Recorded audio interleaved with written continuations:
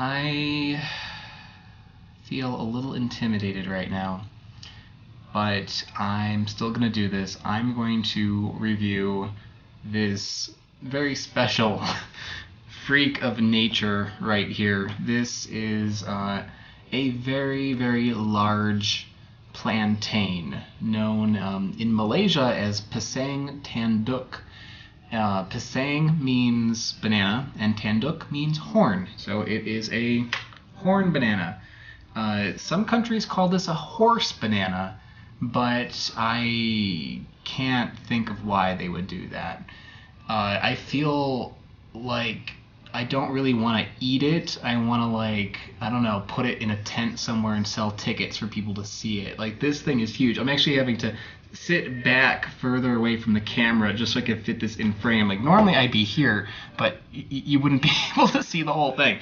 Like, this is freaking huge, and I'm gonna eat it. So what's the difference between plantains and bananas? Well, technically plantains are bananas, but there are two varieties. There are dessert bananas and cooking bananas. Dessert bananas are basically any banana that is normally eaten raw and is sweet and ready to eat when it's ripe. Generally, they are also smaller in size and rounder in shape than cooking bananas. Cooking bananas, as you would imagine, are bananas that are normally cooked. When they look ripe by the standards of a dessert banana, they are still not ready because they have much more starch than a dessert banana. Generally, plantains are larger than dessert bananas and they will often have ridges on them. In the West, you can easily use these distinctions because at markets you will usually only find one variety of plantain and one variety of dessert banana. But if you were to go to Southeast Asia, for instance, a wet market can have 100 cultivars of bananas available, and sometimes it's not so easy to tell just from looking at it if it's meant to be eaten straight or if it's meant to be cooked. In areas with this kind of diversity, it's better to just ask the banana seller. If I were to eat this right now, it would not taste very good. It would also probably do horrible things to my stomach because this is just chock full of starch. If I want to eat this, like in this current state, I would need to cook it in some way. Either steaming it, boiling it, frying it, baking it, saute it. Like, you can do a lot of things to a plantain, and plantains usually in countries around the world, you would be doing that. They pick it either, they take it either when it's like yellow or when it's green, and they cook it. If you were to have a green plantain and cook it, it tastes like potatoes, really. Like, if you were to cook it, it would taste more of like having like a cooked potato. There's like a slight sweetness to it, but not much. In this current state, if I were to cook this, it would taste similar to bananas in some way, because cooking it would bring out a lot of the sugars that have developed in this. This is a plantain that's been boiled, and it tastes really good. It tastes like a mixture of like potatoes and honey. Really nice. No starchiness at all. A little chestnutty too. Very tasty. Never had it boiled like this before, but definitely a whole different flavor than having it like fried. Very nice. Now, what I'm going to do with this thing is a little bit different, though. I'm not going to cook it. I'm going to eat this thing raw. And it is possible to eat plantains raw. You just need to do something that maybe would scare a lot of people, and you have to wait until this thing turns black. If the peel is completely dark, no yellow spots, and maybe like a little touch of mold on it, that means it's ready. Okay, and that means that you can eat the inside of this banana and it should taste good. If I were to just like leave this on the counter and wait for this to ripen, it would probably take, I don't know, like a month for it to turn completely black. Like, this is not, there's still like quite a bit of yellow on it, so I would have to wait for this to rot for quite a while.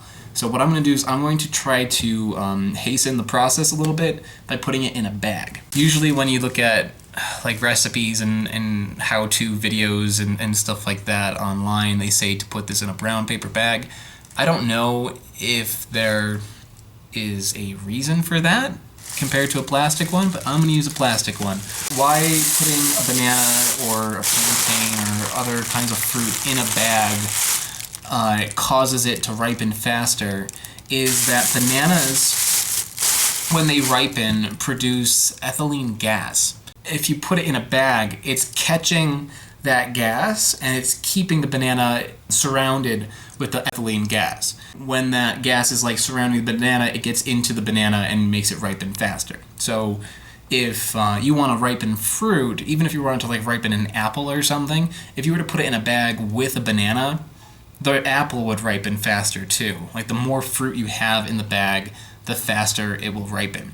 One interesting thing is that if you go to the supermarket and buy like your Cavendish bananas, normally those bananas were picked green and they ship them and then they put them in ripening rooms. And to ripen bananas, they pump artificial ethylene gas into that room. And usually it's a very low amount of ethylene gas, but there are some cases throughout history where banana ripening rooms have like blown up because of like some sort of malfunction or whatever. Even in recent times, banana ripening rooms have blown up just because of that ripening process. Now, hopefully what's going to happen here is just like the ethylene gas coming out of the banana is going to go into the bag and just surround the banana and help it ripen faster. Normally, if you were to put like a dessert banana in a bag, it would take about a day or two for it to turn ripe. But this thing, because of its size and everything, and because it's a plantain, it has more starch. I'm betting on like a week or so. But yeah, and I don't know. I think I'm gonna go play some football or something. Maybe drink a beer. Yeah. Okay, I'll be back. Okay, it's been about 4 days, so let's check on my monster plantain.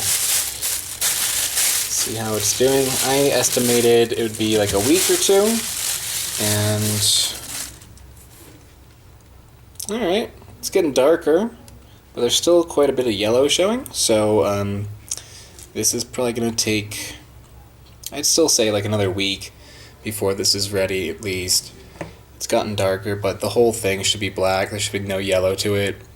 There's like a few like little signs of mold there, but that's okay. If it's mold's on the outside, it's fine. You just don't want the mold on the inside.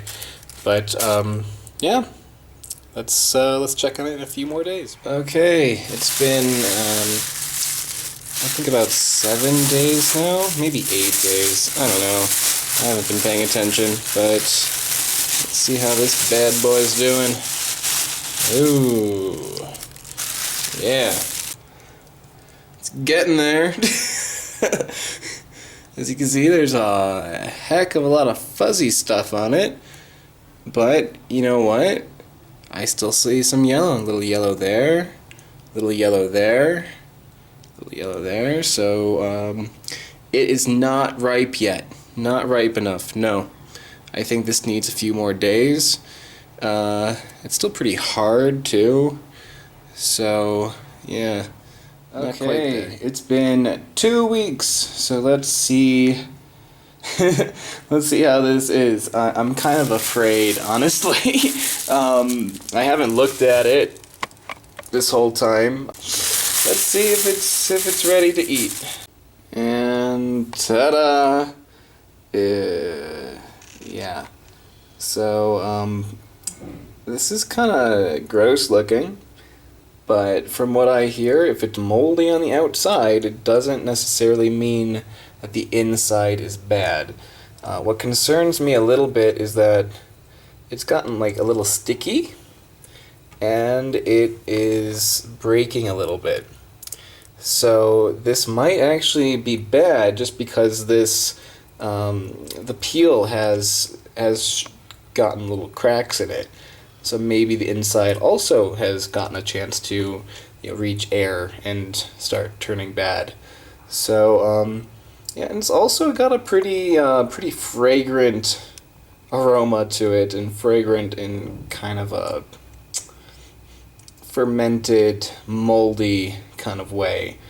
So, yeah, let's see how this is. I don't know. Maybe it's okay. Maybe there's some part of it that's alright, but as far as color, it's good. There's a little teeny bit of light markings on it, but it's pretty much entirely black, and in some parts it's kind of blue. So I'm guessing it's done. Before I cut this open, I think I now know why people usually say to put it in a brown bag instead of a plastic bag. Because if this were in a brown bag, I think it would have aired out some of that moisture a little bit, and it wouldn't have gotten nearly as moldy and sweaty looking when I took it out. So, learning experience. Okay, so if you're gonna do this, I'd say like plastic bags are probably not a good idea because that moisture collects and then goes right back onto it. I washed the mold off of most of the mold off of this thing, just to make sure it hasn't like penetrated into the skin too much. And you know, it actually looks okay. Ooh. It looks all right, and the smell is far nicer. So I think the mold on the outside is hopefully a little deceiving and it's actually good in there. Let's find out. So, yeah, it looks like somewhere along the way this broke at the top here. So I'm just gonna lop this part off. I'm not gonna eat that because this part here has touched air, and that's probably not a good thing as far as microbes go. This has also touched air, so maybe my first bit of this is gonna be further down. Maybe if it's okay, I'll eat the rest of it, but for now, I'm just gonna deal with this part here. So let's just cut off a nice little wedge here. And if you look on the inside, it looks fine. It's like a yellow. It looks like a banana. So it should be all right.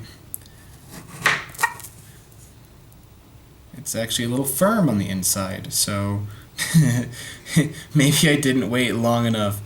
But yeah, I'm not waiting any longer. Pretty soon this thing was gonna start attracting raccoons. Okay, so here we go. Here is the plantain 2 weeks later, and it looks pretty good. It looks like a nice bright color. It smells okay.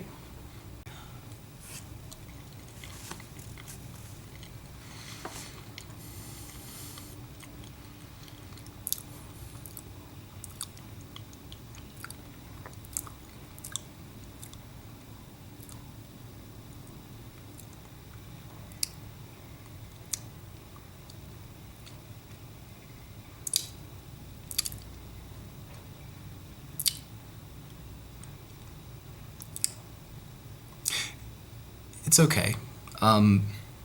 It's not starchy tasting. I think the starchy bit has matured enough sugar has I don't know, like gotten in there where it's okay now. But does it taste amazing? No, it's all right. It's kind of mild, you know, it's kind of bland. It doesn't really have like a whole lot of flavor to it. Try another piece. And like eating this thing is terrifying.